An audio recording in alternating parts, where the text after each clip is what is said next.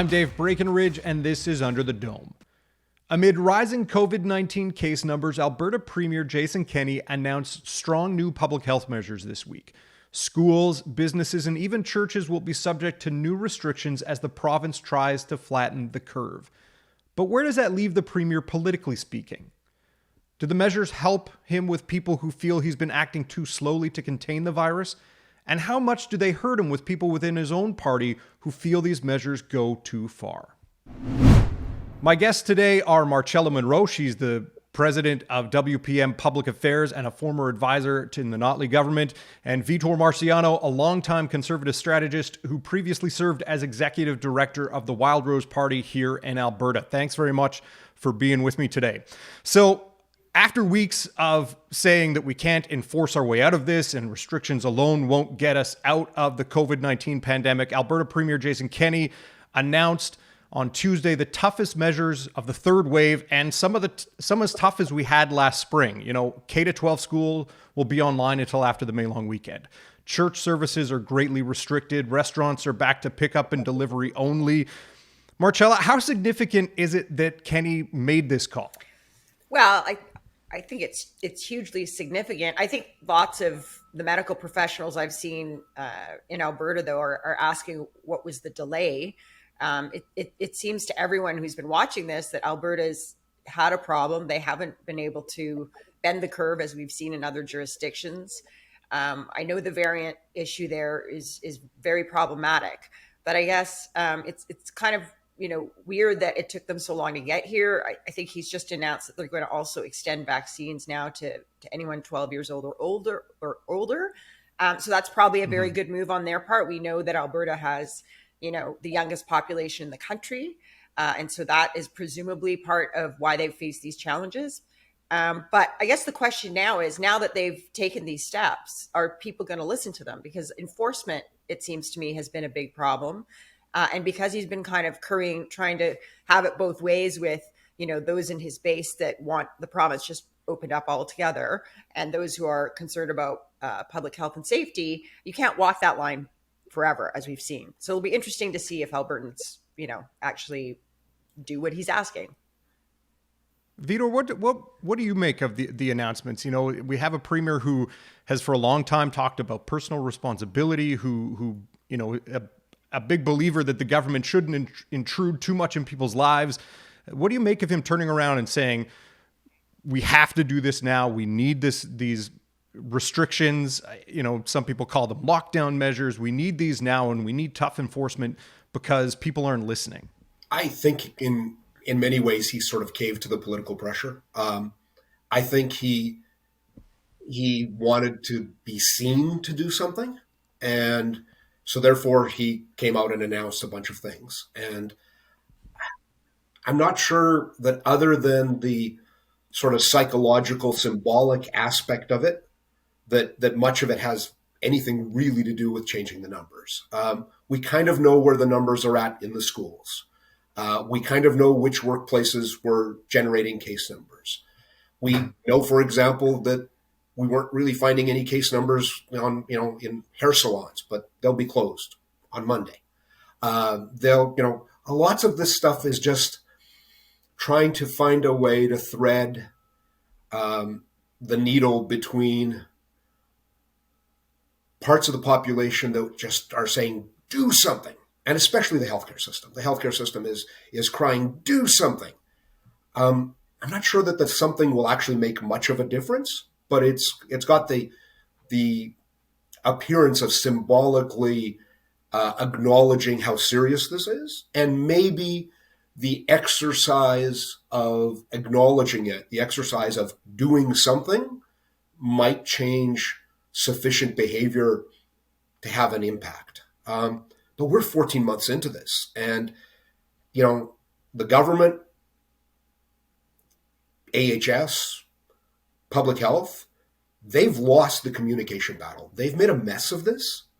Yeah. Marcella, what do you make of that? The idea that he's got, I guess, there's kind of like the base of people who voted for him, and then you have people to the right of him or people who don't like the government intrusions, who feel that, nothing he does restriction wise is good. And then on the other side, you have people who feel that, as I say, he hasn't been taking it seriously enough. He didn't listen when we said in the fall we needed restrictions sooner than he brought them in. And now we have restrictions later than we would have wanted. Now, does this do anything for him with that group of people?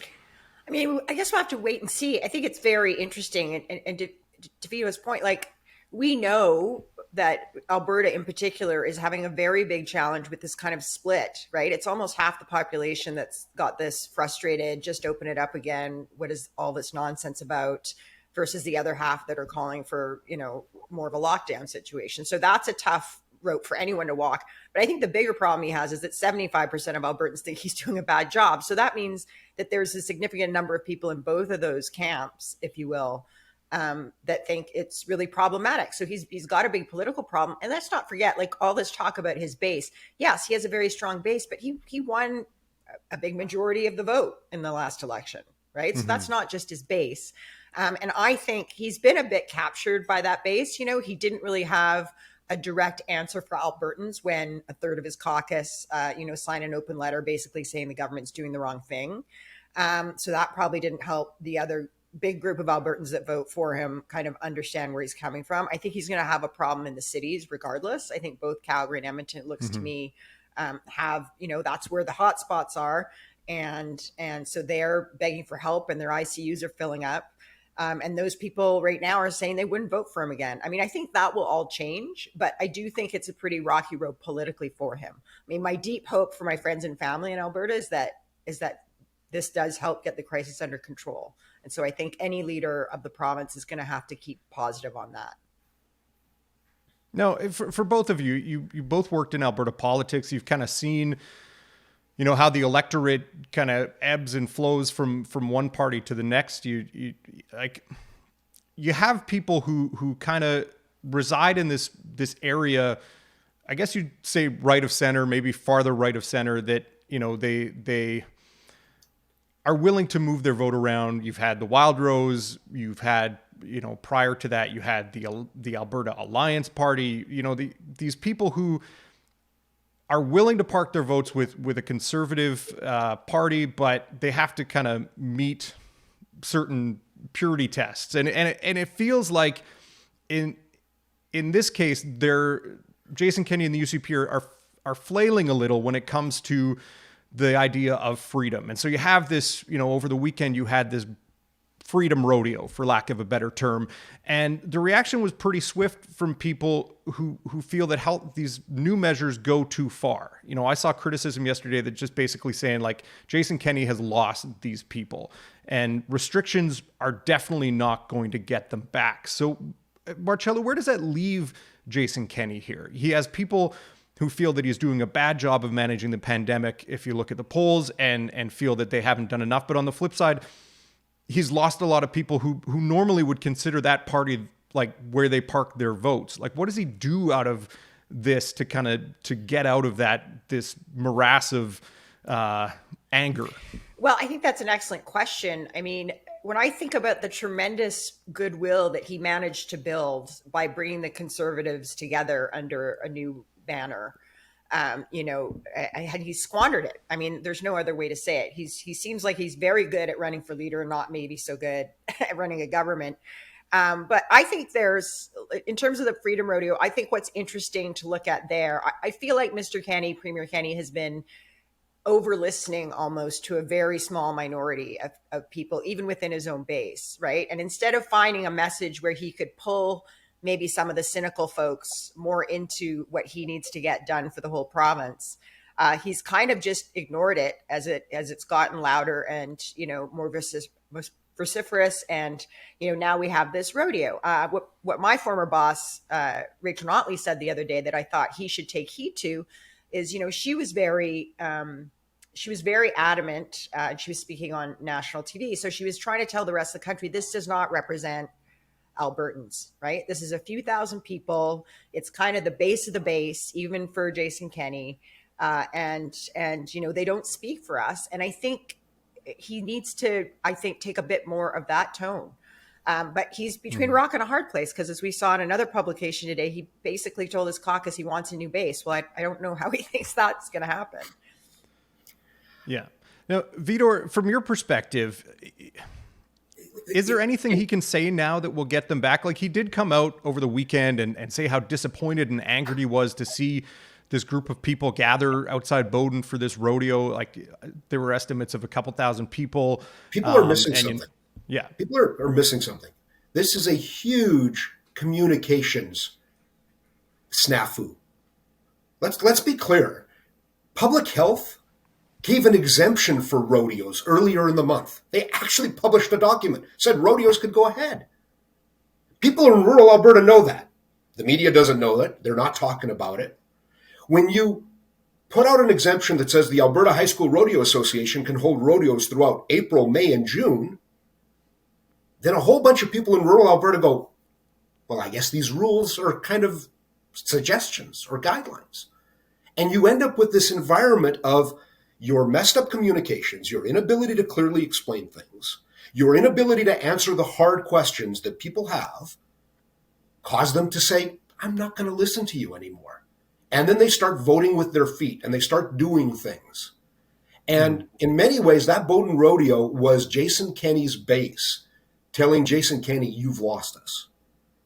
And the correct answer for that isn't for the premier to get mad. It's for the premier to turn to AHS and Dina Hinshaw and say, let's start doing a better job of answering questions. Let's not hide data. Let's not hide AHS's performance measures for the last year. Let's start talking about all of these things. And the data will either support our decisions, which is awesome, or maybe the data will make our decisions a little bit vaguer in terms of whether or not the data supports the policy direction. And then Albertans will have a policy debate. That's good for Jason Kenney too. But what's happened is that in an effort to protect the healthcare system, and frankly, the healthcare bureaucrats who are running the system, he's done a very poor job of answering these questions that come up from his base and answering these questions that come up from Wildrosers, people like me. And they're going to ask these questions because they're not, their political worldview is different than the center-left political worldview. It's different than people who have public sector jobs in the cities, people who work for large corporations in the cities. They're going to ask pointed, hard questions. And if they get the answers, you can reasonably move them to doing reasonable things. But if for 14 months they don't get answers and they get talked down to, and then they start to notice that things are hiding and that the healthcare system isn't actually giving them answers and that what they hear now doesn't match up with what they heard in April or May of last year, when we were going to get 2,000 ICU beds, we can handle this. But now it's 400 ICU beds. Okay, these are the things that are going to get into these people's heads, and at some point, they're going to be upset enough to sort of not comply. And there's still space for Jason Kenney to get all of this back under control. Like he can get these questions answered. He can change the way we communicate. I got to tell you, one of the things that I hear from my friends in rural Alberta is, man, it's really an emergency. It's such an emergency that public health takes weekends off. That we only get 2 news conferences a week. That at Easter time, there was nothing from Thursday until Tuesday. Mm-hmm. We have a chief medical officer of health. We have a deputy chief medical officer of health and a deputy chief officer of health. There's an entire department, but nobody could speak to us for 5 days because it's an emergency. It's all of this little stuff. Well, it's not little. I mean, it shouldn't surprise us. This week is the anniversary, of course, of the 5 years since the Fort Mac fire. And I think to Vitor's point, I would really agree with him on one thing. It's been my experience that when you're straight with Albertans, especially rural Albertans, they understand danger, but it has to be an emergency. And so we saw this miraculous evacuation of over 80,000 people that, the rest of the country looked at and went, how did you do that? Well, we know how they did it. We know how we did it, right? It's just the good sense, common sense, a lot of clear loud messaging from government and first responders. Consistent messaging, get out, don't stop for anything. You've got to get away. And to Vitor's, we're in this crisis. And I think we've seen the same thing in Ontario. It's only been in the last week that Doug Ford has sort of stepped up and started to be a bit more acting like it's a crisis when it is. So I think that that's an excellent point. So the Premier's talked a lot about the idea that it's broad-based public buy-in. And I guess both of you would take the point that, well, he hasn't done enough to get broad-based public buy-in, either because the messaging has been muddied, or we're not hearing the things that we need to hear, or even just he's not appearing as though he's serious. Is that a fair assessment of kind of where both of you lie on that? It really is. And I think you need to understand on the buy-in, there's sort of three groups of people. There are the people who are going to buy in all the time, easily. Mm-hmm. There are the people who are not going to buy in unless you answer their questions and treat the debate as reasonable. Like when they ask dumb questions, you've got to gently say, yeah, that's a dumb question. Let me show you the real data. And then there are the people who are going to say, man, this is all political, and you have to convince them that it's not political. And all of this requires tremendous message discipline. It requires handling things the way we did during the fire, which is that the daily public technical briefings were lengthy and technical. Yeah, said Premier Notley at that point insisted, by the way, that we did them twice a day. She always let it off. She always let it off with that strong, direct Albertans, kind of no BS where we were at. And then she let the experts, take over. And basically her demand at that point from the officials was, I don't care if we're here for 2 hours. We're not leaving this room until everyone feels like the question's been answered directly. And I think if he started to do that, I mean, last night, a video press release, really? Like, it's just preposterous. And on that note, and Vitor, you raised it, as two people who've been involved with political parties in Alberta, with government in Alberta, what does a leader do when a third of his or her caucus comes out and basically publicly says, we don't agree with you, we don't think what you're doing is right, or we feel that we're not getting the right answers from you? Like, what position does that put a leader in, and how does a leader navigate his or her way out of that? You change what you're doing. Mm-hmm. When you start losing the support of 1/3 of your caucus, and you understand that they're probably representing something, you pivot your how, even if you're not going to change your what. But maybe you change your what. But even if you're not going to change the what that you're doing, you try to find new ways to answer the how. And so there have been suggestions. Like, there have been people who've come out and said, try this, try that. The problem is, right now, the Premier's having a tough time listening. Yeah, I think it's very tough, and especially it's quite amazing when you think about it that they, not only were they so frustrated, obviously, with either how the Premier's office is interacting with the caucus or internal caucus dynamics, but they were willing to put out a public letter says that they're getting some pressure, probably enormous pressure, I would say, from their constituents about the very kinds of confusion that Vitor was speaking to. I would just remind people, though, not every leader faces this kind of internal challenge. I mean, Rachel Notley also had folks in our caucus that didn't think we were going fast enough on some of the key issues. You could call them people who kind of represented the NDP's traditional base. And she worked very hard at ensuring that those people always felt that they were inside the tent, always felt that the Premier and the ministers were at least listening to them, but also to build a conversation so that she could bring them along with the way our government was moving. And some of those conversations got quite tough. So I think every leader, no matter what your political party, has to deal with these challenges.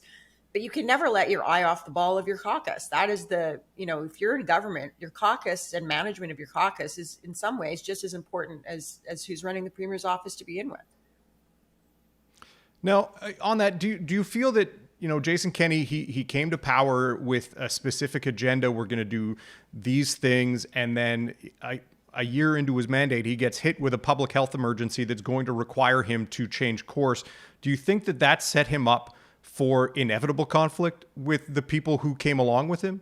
I don't know about that. I think what we need to remember, and this is where I don't have a ton of sympathy for Kenney, obviously, but one thing I am sympathetic to, and all governments this year have struggled with this kind of the fact that in a public health emergency where we're learning new information every step along the way, you do have a changing narrative and things that you need to communicate. So no one in the country is nailed it, and no one in the country, has had particularly easy ride. But I think I still go back to what I was just saying, in that you have to at least have the structure in place to make sure that you are in an ongoing way, whether there's a crisis or not, engaging with those people, with the diversity of voices inside your party and the diversity of voices that got you elected, so that when there is a crisis, that can maintain that kind of back and forth. Because a crisis is not the time to be building these systems. Do you know what I'm saying? It's very difficult when you've got all these other demands that you didn't already have that kind of structure in place to make sure those people weren't getting frustrated and kind of publicly kicking you in the teeth. Vitor, last word to you on this. I feel for him. He had lots of complexity to deal with. There was, Alberta wasn't in a great state before COVID. COVID shuffles everything and makes a bunch of the things that he needed to do imminently harder. He is an extremely good talker. He is probably the most eloquent person at a deep level in maybe English language politics. But he needs to just slow things down and be very deliberate about what he's telling people, and maybe much more focused on some of the ways that you communicate with people, because communicating isn't just about talking. It's making sure that people are listening and that they're understanding where you want to go. And it would benefit the premier from probably repeating himself more, being more disciplined in his message, and doing less of this with Jason Kenney speaking off the cuff, because I think ultimately he's failing to persuade enough of his own supporters, and this government is in a little bit of political trouble. A little bit. And we'll leave it there. Vitor Marciano, Marcella Munro, thanks for joining me. That's it for Under the Dome. Don't forget you can find all past episodes at edmontonjournal.com/underthedome. And you can hit that subscribe button on YouTube. I'm Dave Breakenridge. We'll see you next time.